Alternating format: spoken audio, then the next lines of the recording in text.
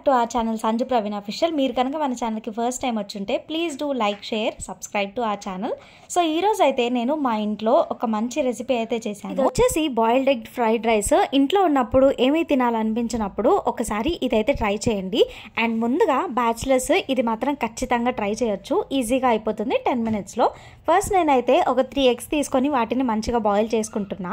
దాంతోపాటు ఒక 1 glass రైస్ని తీసుకున్నా. అది బాస్మతి రైస్ తీసుకొని అవి కూడా ఒకసారి మనం మంచిగా వాష్ చేసుకొని కాసేపు నానబెట్టుకోవాలి. రైస్ని అయితే మనము ముందుగానే కుక్ చేసుకోవాలి, ఎందుకంటే ఇది ఫ్రైడ్ రైస్ కాబట్టి. నేనైతే ఈ రైస్ని ఆల్మోస్ట్ 80 to 90% కుక్ చేసేస్తున్నా, ఎందుకంటే ఇది మనం బిర్యానీ లాగా దమ్ చేయము కాబట్టి.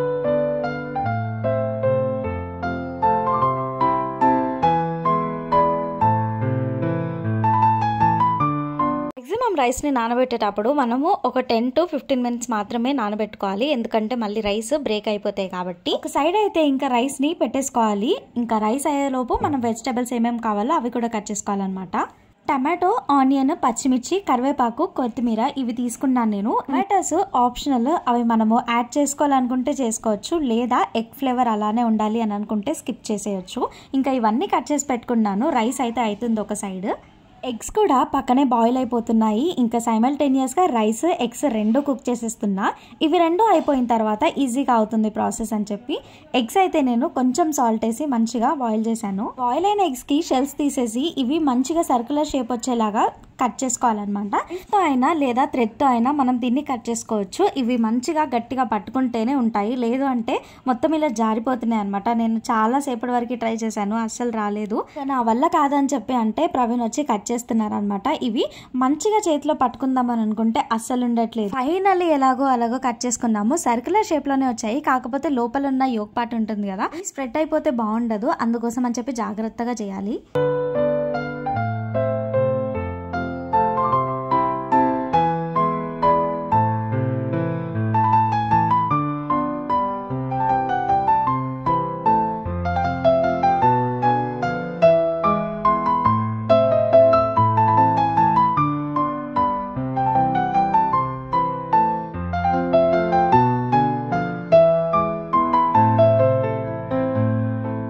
ఇక్కడ అయితే హార్ట్ షేప్ కనిపిస్తుంది కదా, చిన్నగా ఒకటి హార్ట్ షేప్ అయితే మాకు వచ్చింది. ఇది ఎంత బాగా కనిపిస్తుంది.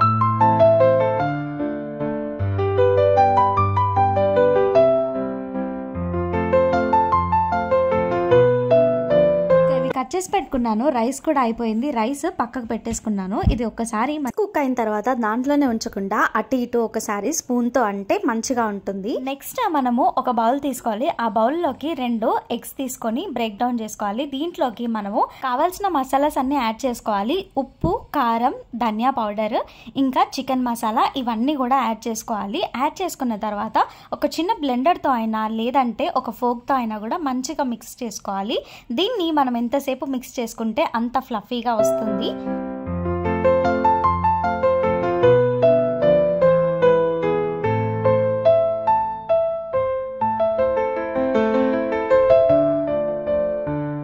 చేసుకున్న తర్వాత ఫైనల్ ప్రాసెస్ కోసం మనం ఒక ప్యాన్ తీసుకోవాలి. ప్యాన్ లో ఆయిల్ వేసుకున్న తర్వాత మనం ముందుగా కట్ చేసుకున్న బాయిల్డ్ ఎగ్స్ ని ఫ్రై చేసుకోవాలన్నమాట. మీరు సిమ్ లోనే పెట్టుకొని చేసుకోవాలి. మెల్లిగా అవుతున్నా కూడా మంచిగా కుక్ అవుతాయి. ఫ్లేమ్ లో పెడితే లోపల మంచిగా కుక్ అవ్వకుండా బయటే బ్లాక్ కలరేషన్ వచ్చేస్తుంది. అందుకోసం అని చెప్పి సిమ్ లో పెట్టుకొని చేసుకుంటే చాలా టేస్టీగా ఉంటాయి. హై ఫ్లేమ్ లో పెట్టి నేను ఫస్ట్ లోనే ఇలానే ఫ్రై చేసుకుంటే మొత్తం మీద పడ్డది, అందుకోసం జాగ్రత్తగా ఉండాలి. ఒక 2 to 3 minutes ఇవి ఫ్రై చేసుకోవాలి. ఫ్లిప్ చేసి ఫ్రై చేసుకొని పక్కకు పెట్టుకోవాలి. ఇదే పాన్ లోకి కొంచెం ఆయిల్ వేసి దీంట్లోకి పచ్చిమిర్చి, ఆనియన్, కరివేపాకు ఇవన్నీ వేసి మంచిగా ఫ్రై చేసుకోవాలి.